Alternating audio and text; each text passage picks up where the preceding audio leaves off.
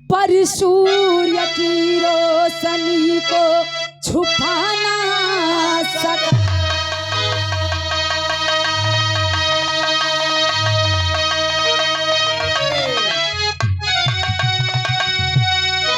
कर्म को है प्रधान माना सदा,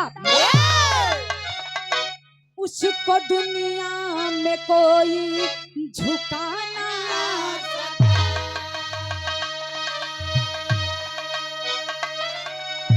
स्नेह और प्यार में पला हो सदा, उसको तकदीर भी को मिटाना।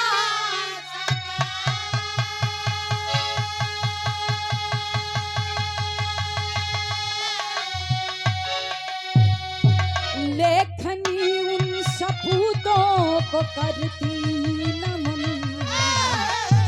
जिनके बढ़ते कदम को रुकाना सदा।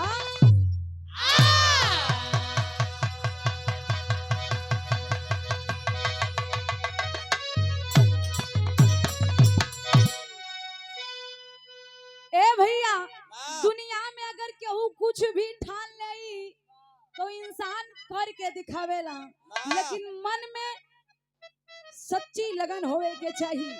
अगर सच्चा लगन बा ता... लेकिन ए बाबू, अपने देश के सपूत, अपने देश के जवान, जो देश खातिर अपने तन मन धन के कुर्बानी कर देलन, देश के आजादी दिलावे खातिर, हमनी लोगन के आजाद करे खातिर, वही सपूतन खातिर, उ जवानन खातिर कवि जी लिखलन। का लिखलन?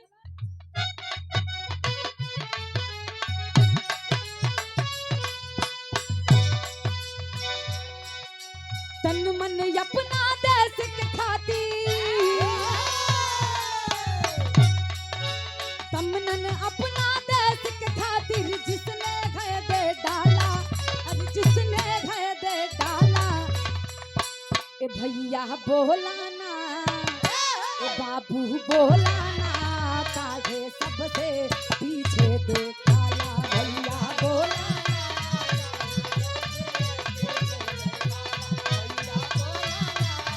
जियो।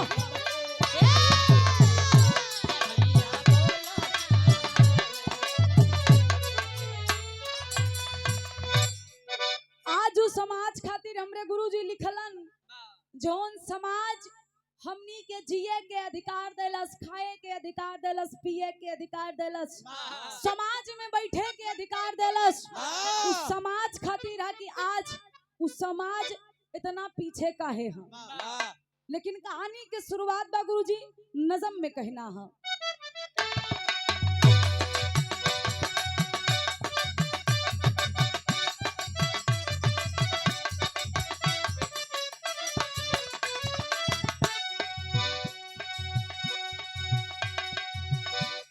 कि करके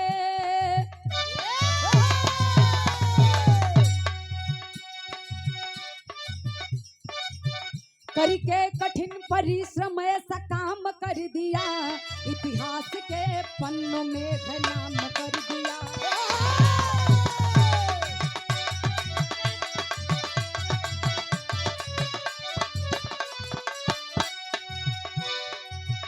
मर कर हो गए हो अमर दुलारे, हम सबको हिंद के वो प्यार।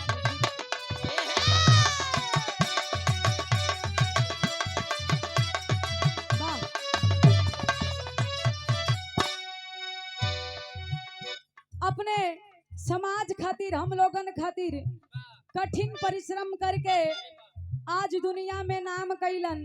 उ रहल के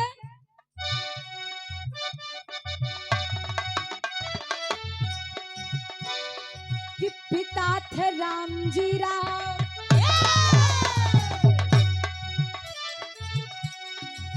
पिता थे रामजी राव, माता भीमबाई। पिता थे रामजी राव, माता भीमबाई, भाई तीन बहन में दो थी ऐसी कमाई।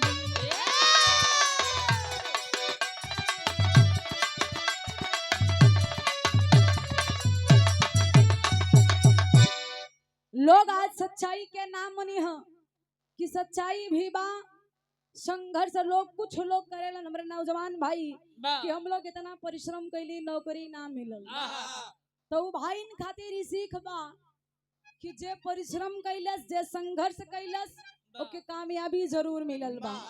भले सरकारी नौकरी ना मिले, लेकिन प्राइवेट नौकरी करके लोग अपन दुनिया में हर खुशी के पूरा करत हुए। एगो ऐसन परिवार जोन गरीब हा, समाज से प्रताड़ित परिवार, अछूत भी भा। पिता के नाम रामजी राव बतावल गई और माता के नाम भीमा बाई।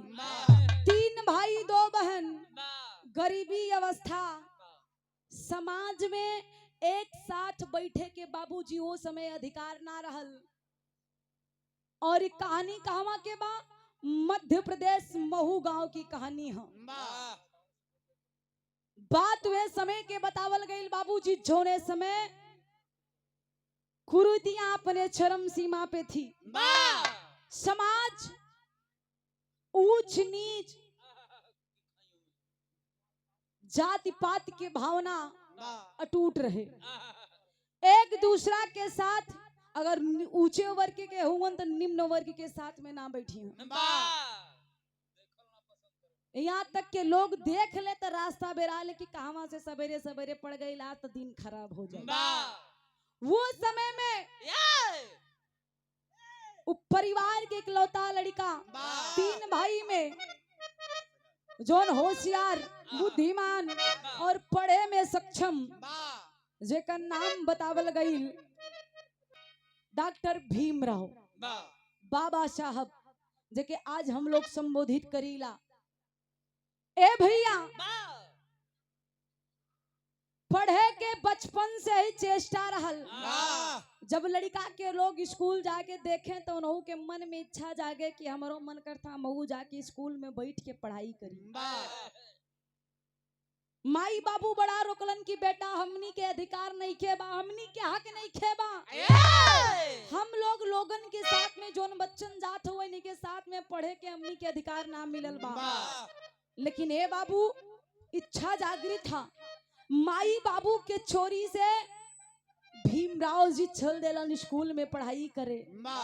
जब स्कूल में पढ़ाई करे गईलन, लड़कन के साथ में बैठन, वहां के जोन टीचर रहलन, निगाह पड़ल बाबा साहब के ऊपर, वही से आवाज दे दिए, किसको कौन बैठाया, उठा इसको। इतने बच्चों के बीच में आके बैठ गया, समाज खराब हो जाएगा। इसको कौन बैठा, इसे ले जाओ पीछे फेंक दो। ए भैया, बाबा साहब उठलन, हथवा जोड़ के कहलन कि हमार पढ़े के मन बा गुरुजी, हमरो के तनी से पढ़ा दा, इच्छा बा। लेकिन ए बाबू फटकार मिलल, डांट मिलल। बाबा साहब उठ के जोन वहाँ के पाठशाला रहल, पहले के जमाना में इतना लोग सक्षम ना रहलन, टाटी के बनल रहे गेट, उठटिया के पीछे जाके बैठ के आवाज सुनी। कैलन का गुरुजी, बिरहा में एक लाइन तरज है,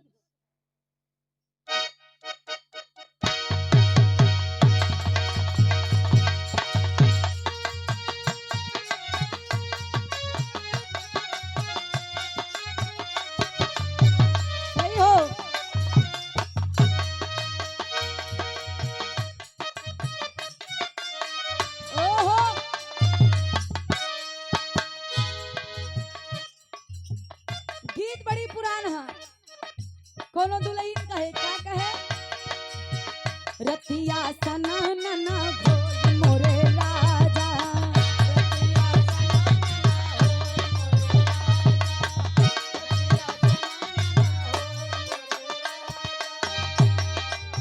रतिया सना नना भोज मोरे राजा,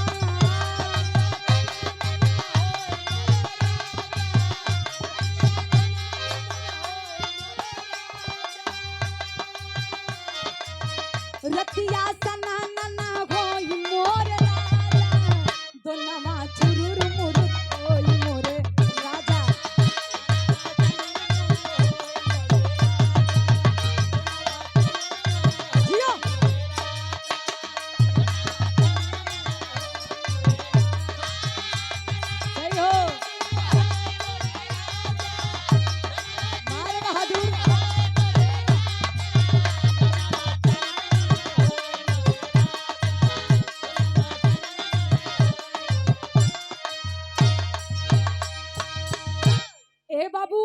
जब स्कूल से फटकार मिलल बा बाहर अइलन, जाके रो रो के बात बतैलन त माई बाबू पहले से कहलन कि बेटा हमनी के अधिकार नहीं बा कि हमनी जाके स्कूल में बैठ के शिक्षा ग्रहण करी।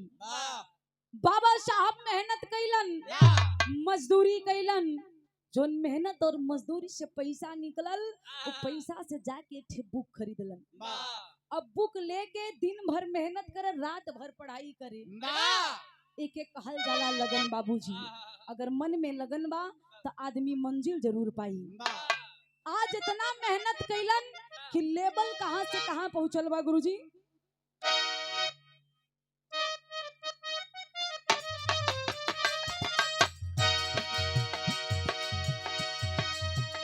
भीमराव करे मन से पढ़ाई,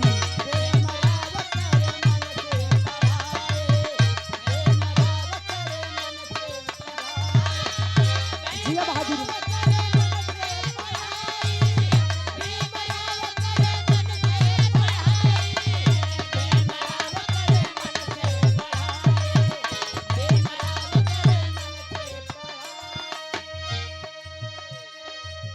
ए बाबू दुनिया के ताना मेहनत सुनत होवन।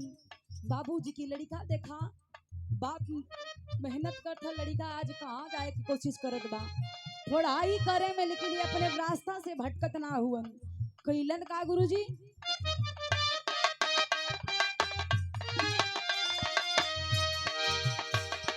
दुनिया के ताना मेहन बाबूजी सुन के,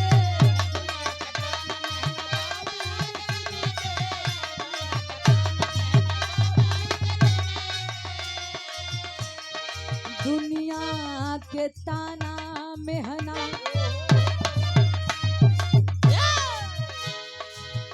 दुनिया के ताना मेहना बाबूजी सुन के,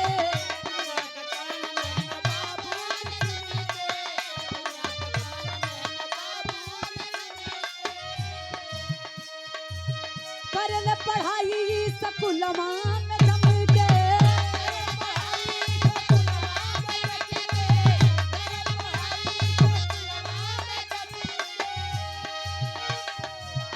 चमकल आगे की समस्या बाबू,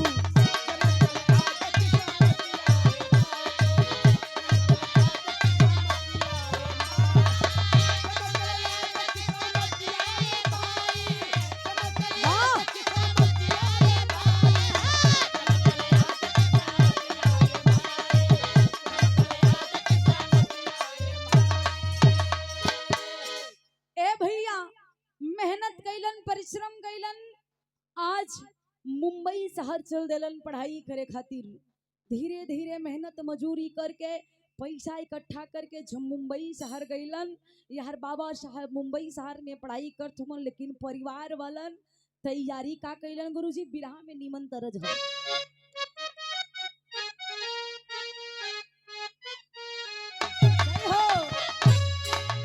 कोनो दुल्हन देखा फर्ज भी बा और फर्ज भी वही में सटत है। कवि जी हमरे कितना बढ़िया तर्ज बिरहा में लिखत हुवन, कोनो दुल्हन अपने पिया के परदेश जाए खातिर रोकत है, हथवा जोड़ के निवेदन करे कि ये सैया बहरा कमाए मत जा, अगर तू बहरा चल जाइबा तो तोहार कोनो भरोसा ना, कहा था रोकत बा का कहे,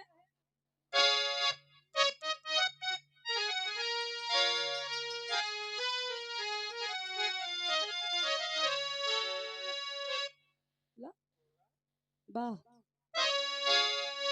कि जवन जवन कहबा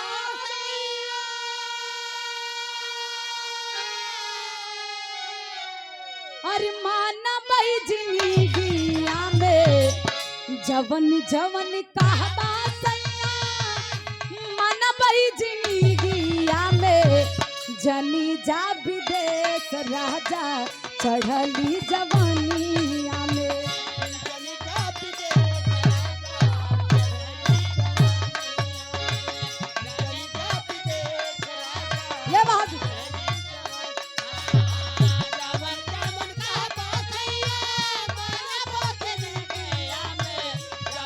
बहुत अच्छे,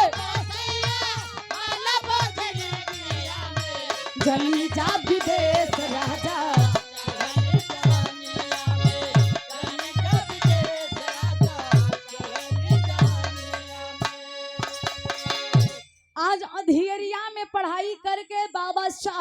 मुंबई शहर पहुंचलन। जब मुंबई शहर गईलन तो होत का बा गुरुजी,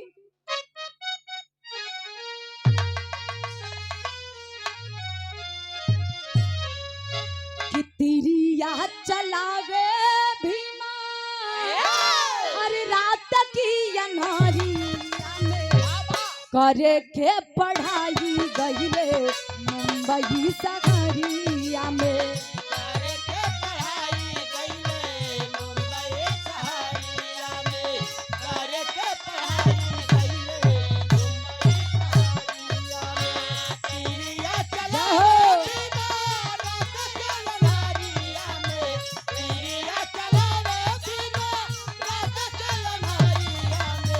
करे के पढ़ाई गईले मुंबई शहरिया में।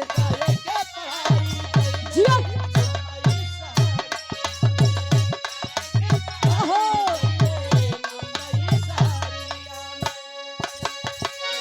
लेकिन यही बीच घर वाले करत का हुवन गुरुजी,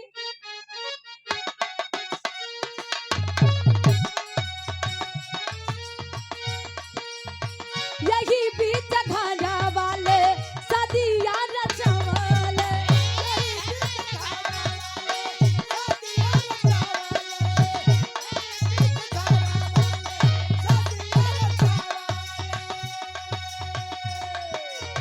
यही बीच घर वाले सदिया रचवाले, रमाबाई के अपन दुल्हन बनवा।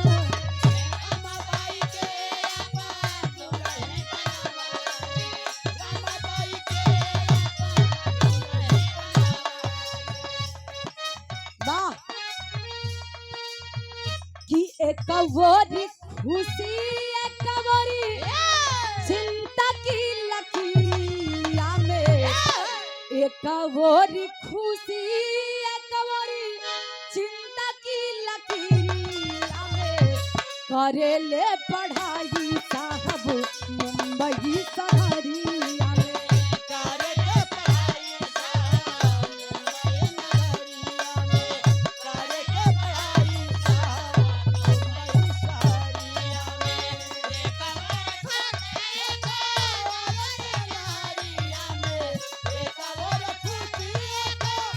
जियो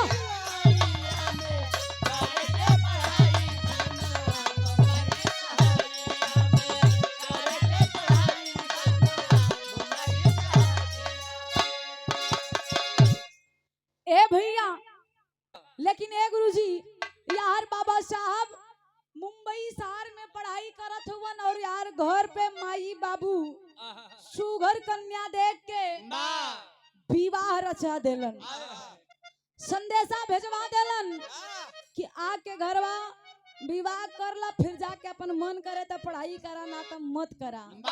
अच्छा कबो कबो घर वाले लड़का के पढ़ाई से परेशान हो जालन। पहले के जमाना में राहत रहल कि लोग माई बाबू मजदूरी करे, जब लड़का कहे कि बाबू हम शहर पढ़े जाई कहाँ यह देखा ये करी हम बतावा हमारी जिंदगी फरुआ कुदारी में बीतत था। ए जाइए मिनिस्टर और कलेक्टर बनाई कहो बतावा, हम तो कबहू पढ़ाई गवे नहीं करे देखे है ही नहीं, करिए अक्षर भैंस बराबर छुप मार के खेती में काम करा। यार राम जी राव खिसिया गईलन कि इतना दिन से पढ़ाई करत हुवन अब तक कुछ उखड़ल ना। घर आवा एक सुंदर लड़की देखले है बियाह करा, तो मन के पढ़ा चाहिए यहू के लेके। अब बाबा साहब जब खबर पौलन तो चिंता बा, एक तरफ तो खुशी बा के विवाह हो जाता और दूसर तरफ दुख कि अगर विवाह होइगा मेहरारू आ गई और कहूँ मूड़ी दिमाग के निकल गई तो पढ़ाई ओढ़ाई चिंता भी बा। लेकिन कैलन का गुरुजी बिरहा में तरज हो।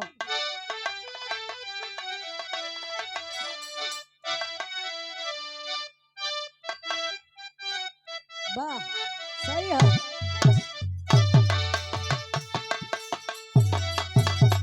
एकदम माटी के गीत है गुरुजी, देसी गीत है। एक दादा पुरनिया लोग गावत कहलन, कैसे गवलन गुरुजी?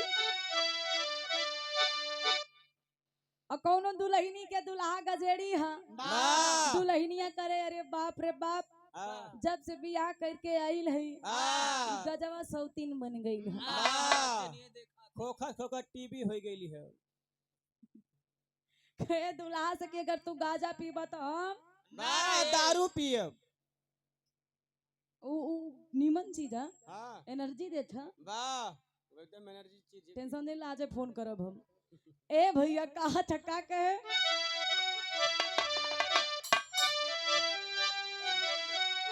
आराम से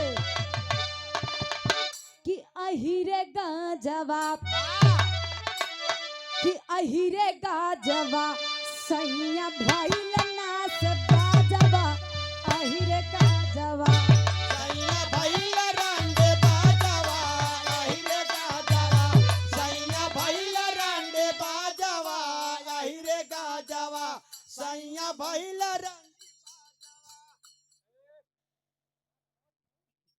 छड़ी बका आ वाह नहीं आधी बीती ने तिहाई होश में रहा। हाँ बताओ जब नाम सुने पेन के नशा हो तो पाइक बात के तना नशा होए और नशा हो जाए। बारे भैया तनी ध्यान लगा के सुना, नशा में मत बूढ़ा। आवा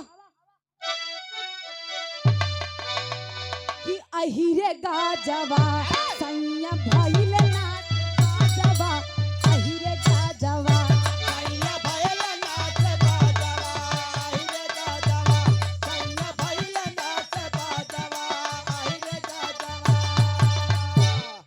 ए भैया लेकिन यार भइल का कि अहिरे धानिया कि अहिरे धानिया काहे कारलू नदानिया अहिरे धानिया काहे कारलो नदानिया अहिरे धानिया काहे कारलो नदानिया अहिरे जिया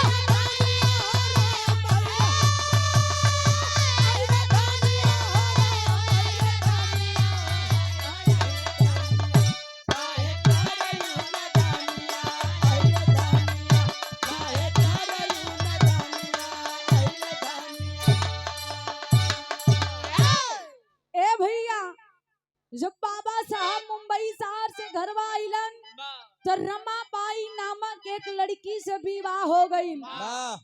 सुंदर सुशील और शिक्षित। जब सुहाग रात में गईलन बाबा साहब तो रमाबाई सेज पे बैठल है। रमाबाई के बाद पता चल गई कि ब्याहे के दूसरे दिन ही तैयारी करत हुआ लंदन जाए की। अगर ये चल जाई हाँ तो हम कैसे रहब। ए बाबू आज रमाबाई कलिन की स्वामी एगो बात आपसे हम आज कहे चाहत हई। बाबा साहब कलन की बोला का कहे चाहत हो। रमाबाई कलन की हमरा के छोड़ के कहीं जाई हाँ तो बाबा साहब समझौलन कि आप तो पढ़ी लिखी हो, समाज में हर प्रकार के रीत के समझत हो। अगर हम जाइब ना तो समाज के कल्याण कैसे होई। अगर आप ही के विचार से आप ही के विचार जैसे और 10 लोग हो जाइए तो समाज में केहू आगे ना बढ़ी। यस निवेदन करत हई नादानी गलती मत करा, हमरा के मत रोका। ए बाबू लेकिन कहलन का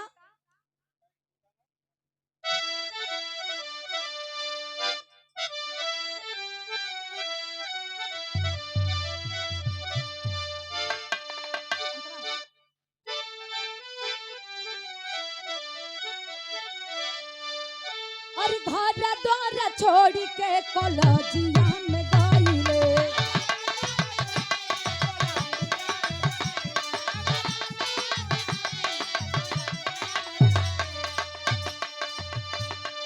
पढ़ के पढ़ाई डिग्री हासिल कब कईले।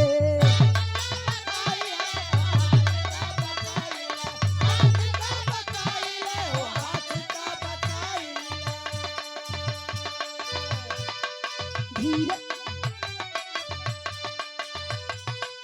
धीरे धीरे पढ़ लाग, धीरे धीरे पढ़ लाग ज्ञान कई रसानिया यही रे धानिया काहे कहरलू धानिया यही रे धानिया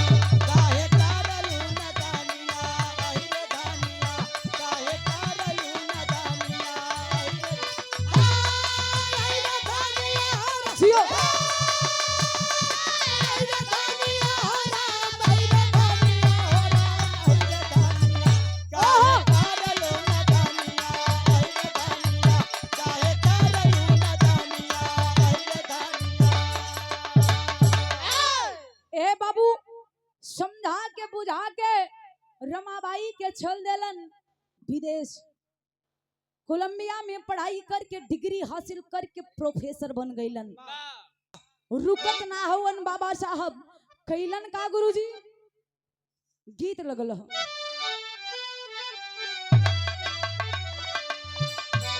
सही हो। ओह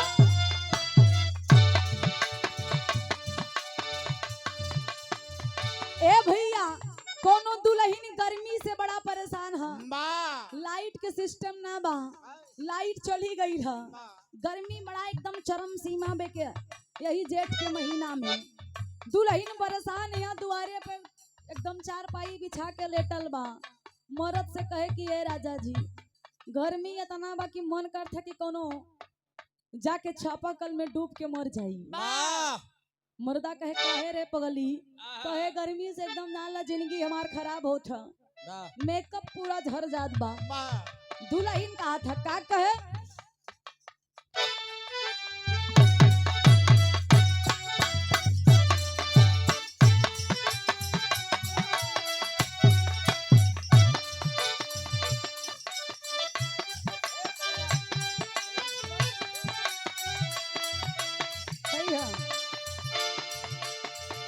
रतिया होले गरमिया ना डोलै पवनवा ना।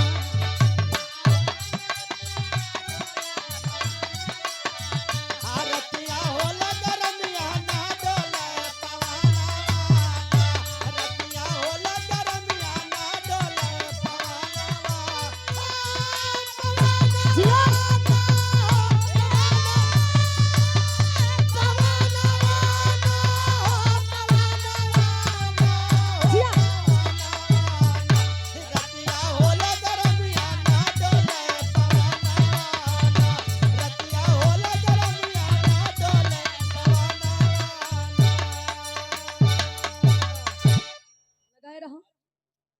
ए भैया, लेकिन मर्दा कहा था का कहे,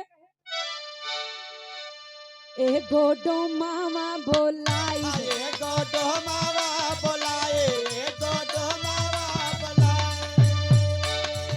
कहे तू चिंता मत करा, हम काम करत हई। कि ये गोडो मामा बोलाई, ए गो बेनिया बनवाई। एगो बेनवा बोलाए, दूगो बेनिया बनाए। एगो मावा बनाए, दूगो बेनिया बनाए। कि ये गोडो मामा बोलाई, दूगो बेनिया बनवाई। ए गो रातिया के गाँव एगो बीनामा। आये तो रतिया का एगो हाथ देनावाला। एगो रतिया का एगो देनावाला। लेकिन ए बाबू, बाबा साहब प्रोफेसर बनलन और फिर से चल देलन लंदन शहर। जब लंदन शहर गईलन त कैलन का,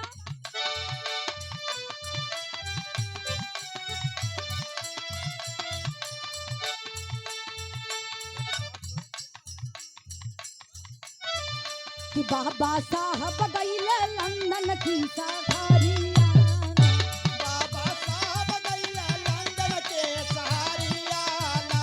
बाबा साहब गइला लंदन के सहारियाना। कि कैसे डिगरी ले बोझाई, कैसे डगरेले बजाए, कैसे डगरेले बजाए। कि कितना दुखवा सर पे आई। कितनो दुखवा सर पे आए, कितनो दुखवा सर पे आए। कि कैसे डिगरी ले बोझाई, कितना दुखवा सर पे आई। छोड़ बना ही साथ कैदा गारियाना।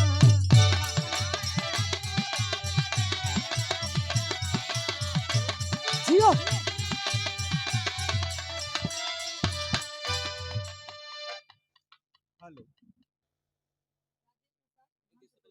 सम्मानित गार्जियन। ए भैया, बाबा साहब प्रतिज्ञा कैलन, दृढ़ संकल्प ठान लेलन कि रास्ता में कितनो भी संकट आई, कितनो भी दुख आई, लेकिन सत्य के मार्ग के हम छोड़ब ना। लंदन शहर में पहुंच गईलन। ए बाबू, डिग्री हासिल करत हुवन, लेकिन ये हर समय बढ़त बा। भइल का गुरुजी? तरज ह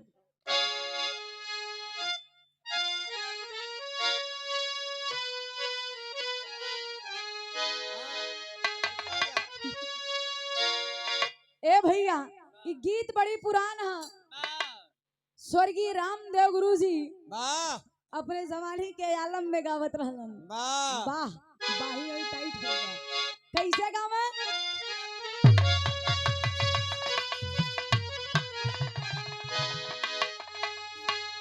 कि गवन कराई पिया घर बैठवले, अरे गवन कराई पिया घर बैठवले, तयपुन कोई लरिए में लागल रे, निरमोही दगा दई के, अरे निरमोही दगा दई के भागल रे निरमोहिया।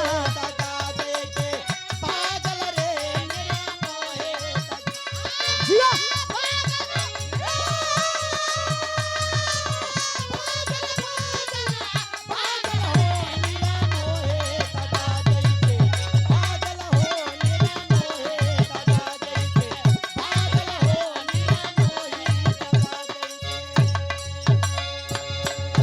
लेकिन ए बाबू, जौने समय बाबा साहब लंदन में डिग्री लेवे खातिर गई हुवन, वे समय देश में क्रांति, अंग्रेजन के खिलाफ अपने देश के जोन भी महान पुरुष रहलन, क्रांति के बाजा बजत था। क्रांति छिड़ल बा। आज लंदन की शहर में बाबा साहब हुवन, लेकिन वहाँ होत का बा गुरुजी?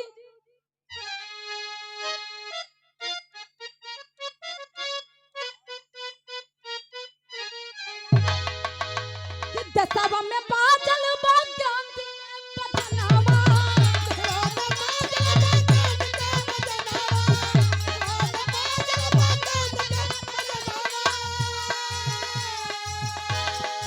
दसवा में बादल बा क्रांति के बदनामा, या दुनिया लागल हो दिया बन के जवनियार, जागल हो पीरा बन के जवनिया,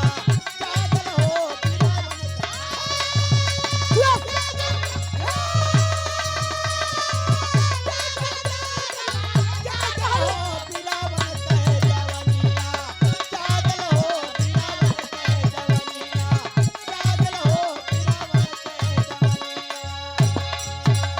ए भैया, अपने हिंदुस्तान के एक बच्चा भी अंग्रेजन के खिलाफ क्रांति करे में लगल हुवन, कि अपने देश के आजादी दिलावे के बा, ओकरे बदले चाहे जान भी चल जाए। लेकिन रहल के बाबू?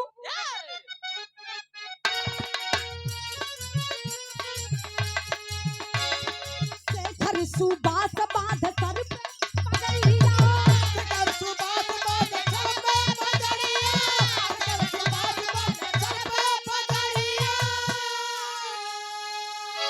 गईले बौखलाई तब लंदन गई गुजरिया,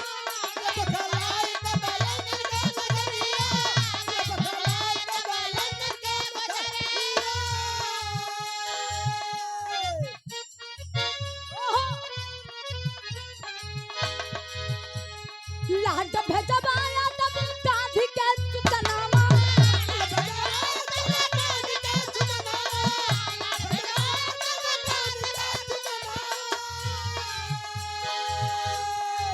लाड भेजवाया तब गांधी के सुतनामा, दीवाना पे आई गेले पागल हो, देखा जवनिया जागल हो,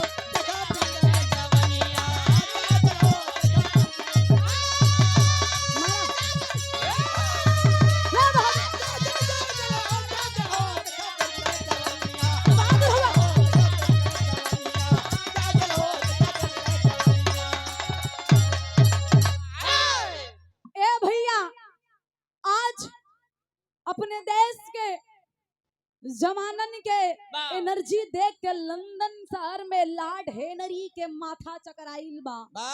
लॉर्ड हेनरी देश विदेश में जितना भी नेता रहलन सबके न्योता भेजवा देलन। मीटिंग रखल गई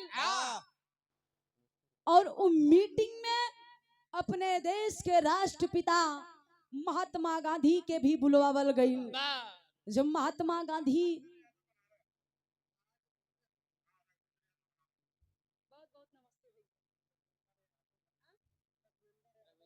बनारस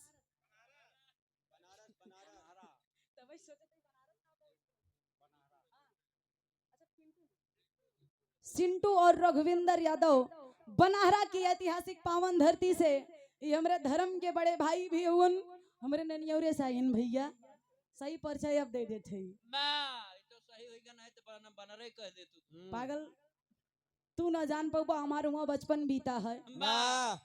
आज 2 साल से छोड़ दे और गर्मी हमारे वहीं बीतत रही। ये शानदार 500 रुपए का आशीर्वाद भैया के प्रणाम हो, सकल पंच के नमस्ते प्रणाम बा, आशीर्वाद के प्रतीक्षा बा, माता बहन के पैर छू के प्रणाम बा। ननियरो कहबा को का बा हां इतना मार कहबा काका ना देवसरा दिखाबा बहुत खतरनाक होई गन इनका बियान से लिया या नहीं बा चला जैसा लेके ए भैया। लेकिन हर लॉर्ड हेनरी जब मीटिंग रखले बा उ मीटिंग में महात्मा गांधी भी आइल हुवन। जब महात्मा गांधी जी औलन तो होत का बा गुरुजी बिरहा में बड़ी मिजाजी तरज है। ई कौनो समय में तरज के लोग दीवाना रहलन। आज भोजपुरी आए के भैया पहले ही एनहन तरज जब बच जाए ना तो बुढ़वा दादा हरन के जान रोवा रोवा भरभरा जाए। कौन तरज रहे गुरुजी?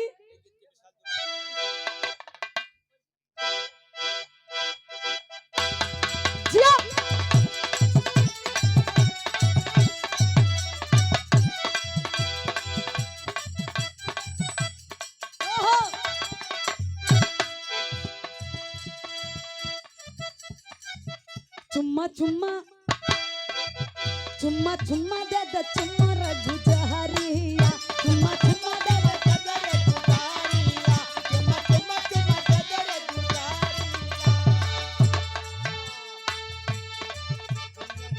वाह तन हिलाई दे तू पतरी कमरिया चुम्मा चुम्मा दे दे चुम्मा रघु जहरिया चुम्मा दे दे चुम्मा रे गुजारिया चुम्मा चुम्मा चुम्मा जदरे गुजारिया चुम्मा चुम्मा जदरे गुजारिया। लेकिन महात्मा गांधी अपने भारत से अपने हिंदुस्तान से लंदन शहर पहुंचलन। जब गईलन तो होत का बा गुरुजी?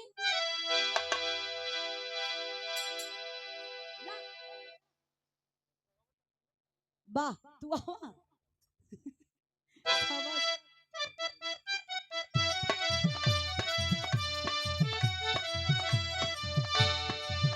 गाठी चली भइले लाई बहारी गाठी चली भइले लाई के तू बहारी चली चली बल्ले के गुजारिया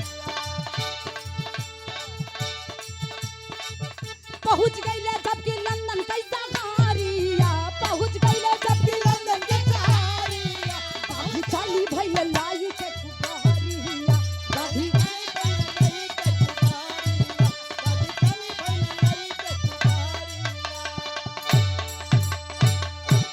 ए बाबू महात्मा गांधी जब मीटिंग में पहुंचलन तो देखत हुवन देश विदेश के नेता जुटल हुवन। सभा में जब पहुंचलन तो उनकर निगाह के पे पड़ल गुरुजी?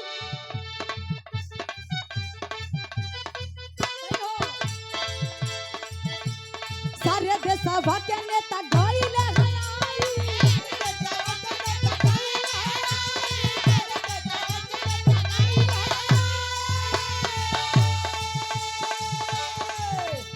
कहीं बीचवा में गांधी बैठे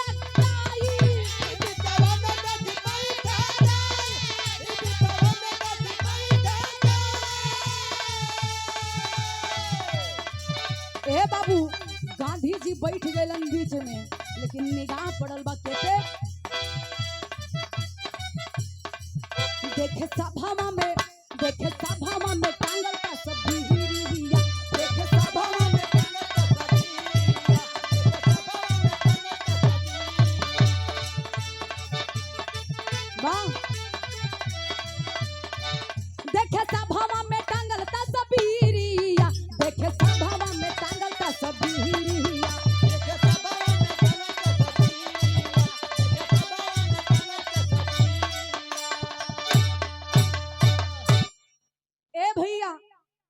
लार्ड हेनरी बैठला, देश विदेश के नेता वहां बैठल बाड़न।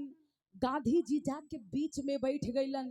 महात्मा गांधी जब पर नजर उठा के लार्ड हेनरी के कक्ष में देखलन तो एक ठे तस्वीर दिखाई देलस। उ तस्वीरिया में एक ठे सुंदर लड़की, मासूम सा चेहरा, उ चेहरा के गांधी जी निहारत ना थकत हवन। एक ही टक उ तस्वीर के देखत हवन। जब तस्वीर के देखलन तो उनके मन में एक ठे विचार आई। उ विचार का रहे गुरुजी? एक लाइन तरज हबिरहा में।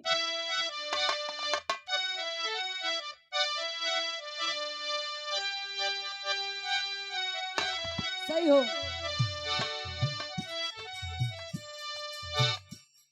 बड़ा नीमन तरज है, लेकिन तरज से बढ़िया फरज बा।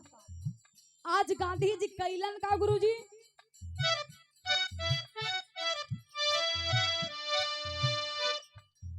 हाथवा में लिहले गांधी,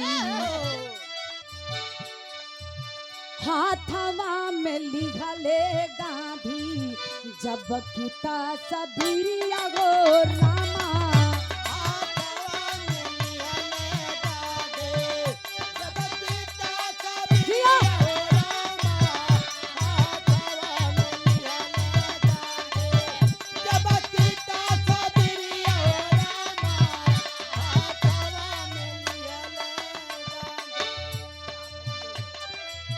हाथवा में लिहले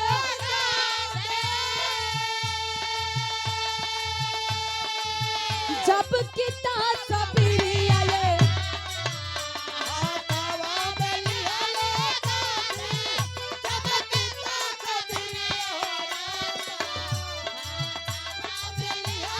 ओहो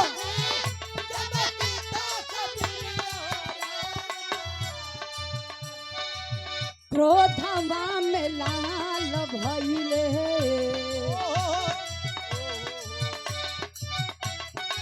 ओहो क्रोधवा में लाल भइले, लाड कई नजरिया ये बाबू।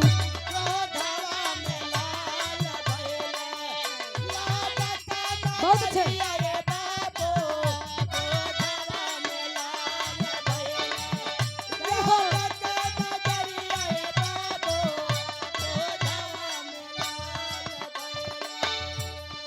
आज महात्मा गांधी जी लॉर्ड हेनरी के बिटिया के जौन तस्वीर दीवार पे लगल रहे, उस तस्वीर के देख के मन में विचार आई कि बाप रे बाप, कितना मासूमियत चेहरा पे झलका था। मन एक मन सोचत हवन, कुर्सी से उठ के उस तस्वीर के पास जाके तस्वीरिया के निकाल के दीवार से अपने आँख के सामने हथवा में लेके दिखत हवन। और देखते देखते कैलन का गुरुजी? अंतरा में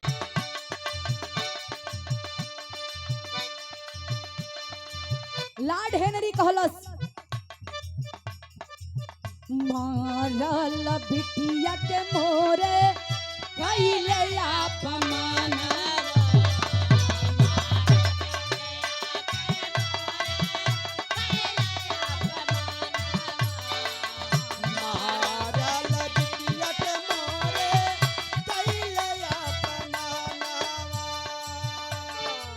फांसिया के हुक्म सुनावे बेईमाना।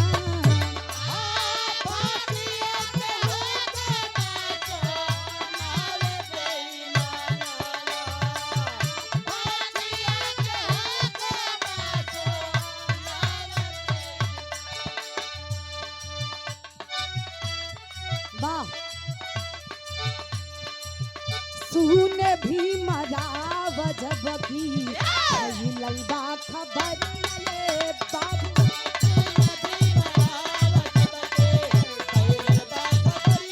बहुत अच्छे।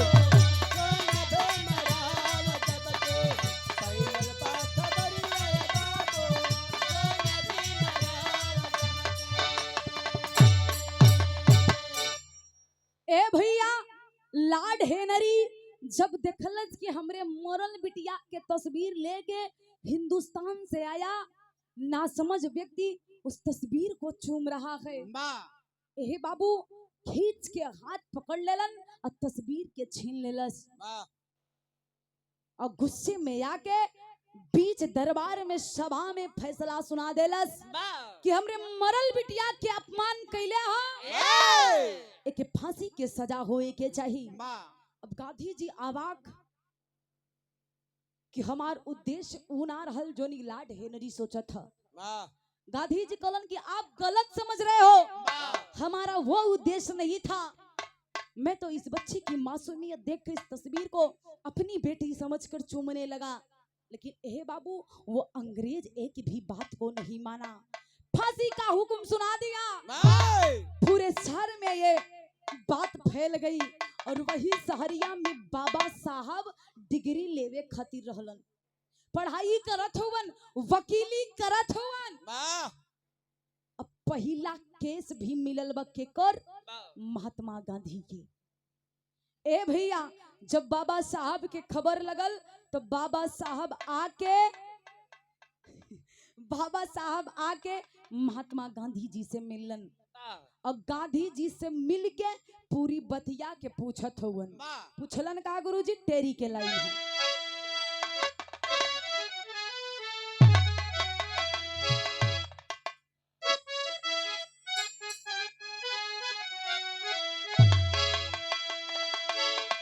हीरा की कीमत जाने जौहरी, अरे हीरा की कीमत जाने जौहरी, तो सुन के भीमराव के उठल बाटे पीरा, जरा पीरा सुन के भीमराव के उठल बाटे पीरा, हीरा के कीमत जाने जौहरी। आज बाबा साहब के गांधी जी के कीमत पता है कि गांधी जी देश खातिर होवन का लड़ाई लड़े खातिर। पूरी बात गांधी जी से पूछलन कि आपके साथ में हुआ क्या और लॉर्ड हेनरी फांसी का हुक्म क्यों दिया है। जब पूरी बतिया गांधी जी बतौलन तब ए बाबू रात के टाइम विचार बाबा साहब बनौलन। अब विचार बना के कैलन का गुरुजी पापट के लाइन है।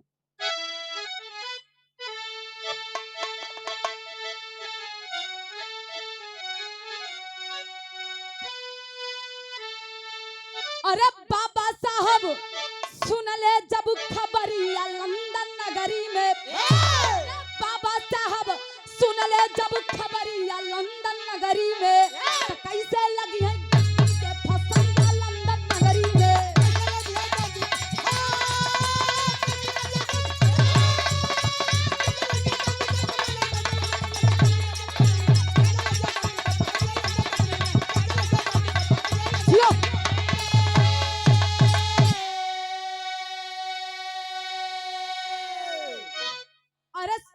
झुकी है इन देश हमार जब बापू के फांसी, अरे अनमोल रतन दसवा के हमारे आज हवा खोई, अरे तोड़बई चल के लाड कई गुमनवा लंदन नगरी में, तो कैसे लगी है गांधी के फसंदा लंदन नगरी।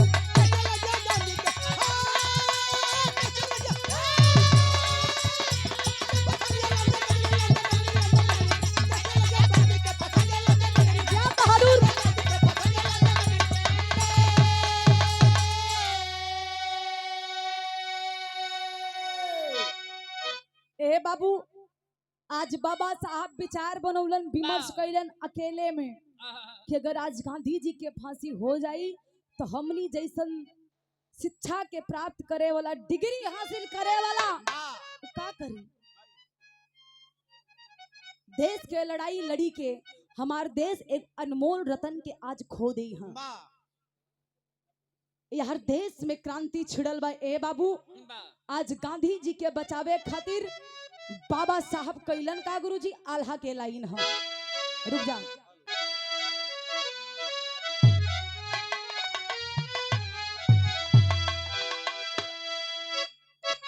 जियो।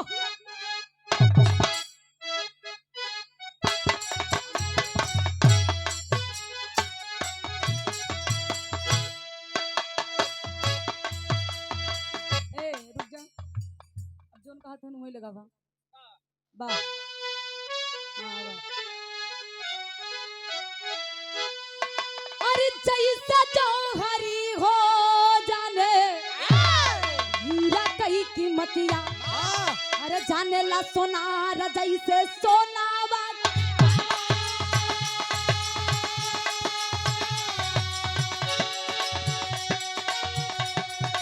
वैसे बाबा साहब जाने बाबा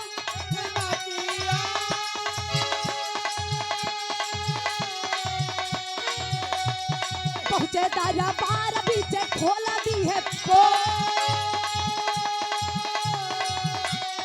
साबा के नेता राजा गईले हैं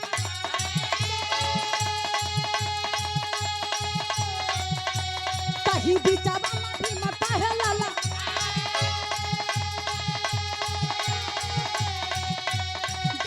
सबीरिया के कैले गाधी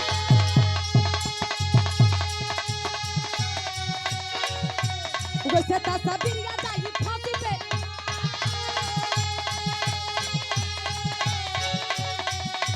बाबा भीमराव जी का सोनी के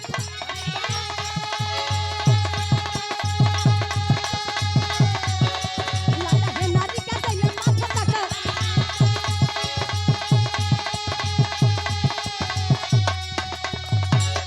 अरे समहित सभा के नेता करे जज करिया अरे समहित सभा के नेता करे जज करिया फांसी पे झूलेगा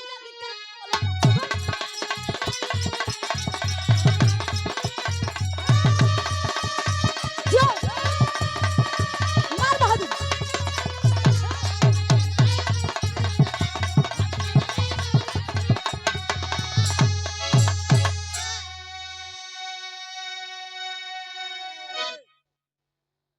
बाबू बाबा साहब रुकलन कि 1 मिनट खातिर हमके अपन बात रखे दें अगर आपकी इजाजत हुई तब लाड हेनरी ने कहा कि अगर कुछ कहे चाहत हुआ तो कहा बाबा साहब बीच दरबार में खड़ा होके एक ही बात कहलन कि गांधी जी को फांसी होना चाहिए कहे खातिर क्यों गलती कैले हुवन गलती का कैलन आप वो लोग समझिया कि कितना बड़ा बुद्धि लगौलन आज बाबा साहब गांधी जी के फांसी से बचावत हुवन कहलन कि गांधी जी के फांसी होवे के चाहिए काहे कि आपके मरल बिटिया के तस्वीर के चुमले हुवन इनके फांसी होवे के चाहिए लेकिन इनके ना जौनी तरह से आपके मरल बेटी के तस्वीर के चूम के आपके बेटी की अपमान कौलन तस्वीर के अपमान कैलन वही तरीका से गांधी जी के एक तस्वीर बनवावा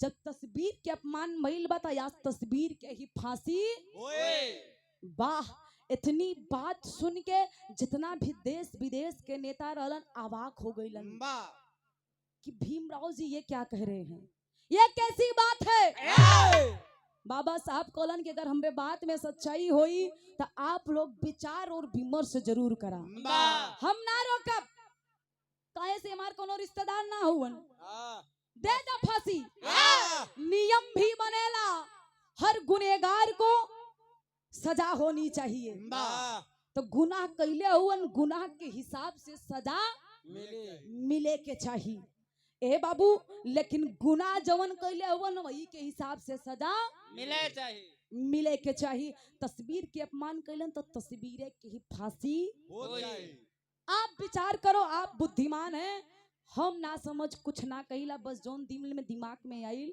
मुंह से बोल देली आप विचार करके फांसी दा बाबा साहेब कितनी बात जितना देश विदेश के नेता रहलन विचार कैलन अंत में परिणाम निकलल का गुरुजी खड़ी के लाइन हम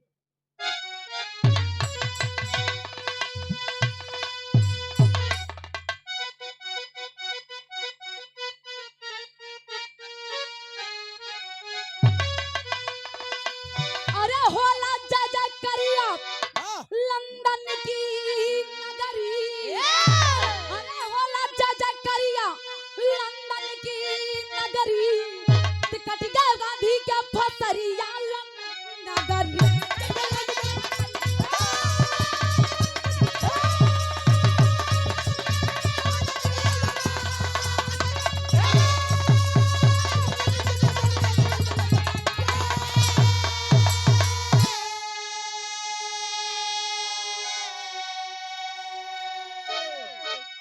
ए भैया, बाबा साहब के विचार को देश विदेश के जितने भी नेता थे सब ने विचार किया कि बात में दम है, सच्चाई है। जब तस्वीर के अपमान भइल बा तो तस्वीरे के ही फांसी। आज बाबा साहब के विचार से गांधी जी के तस्वीर बना के फांसी पे झुलावल गई। गांधी जी के लंदन के शहर में फांसी से बचावे वाला के रहल बाबा साहब।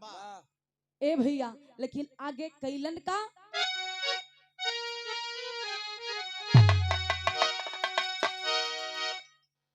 संविधान बना के बाबा अंग्रेजों को दिए भगा।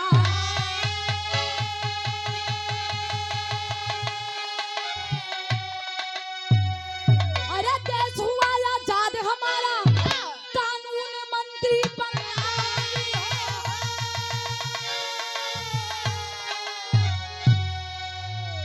कि बच गए बाबा के बगरिया लंदन की नगर।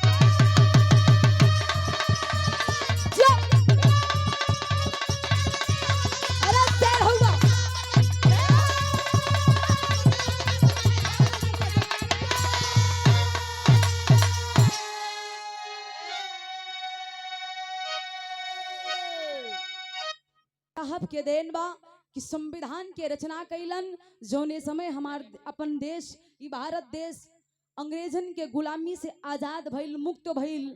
अंग्रेज घुटना टेक देलन। जब अंग्रेज जाए लगलन तो एक ठो बात रखलन, एक ठो शर्त रखलन कि हम लोग तो आपके देश के छोड़ के चल जाई, लेकिन आप अपने देश के चलेबा कैसे? परिवार के चलावे खातिर मुखिया के जरूरत होला, देश के चलावे खातिर कानून के जरूरत होला। तो आपके देश में कोनो कानून व्यवस्था नहीं खेबा, ई देश के चलेबा कैसे? हम लोग जब चल जाइब तो बाबा साहब ने कहा कि अगर हम लोग अपने देश के खातिर खून पसीना बहा सकते हैं तो कानून भी बना सकते हैं। संविधान के रचना कैलन।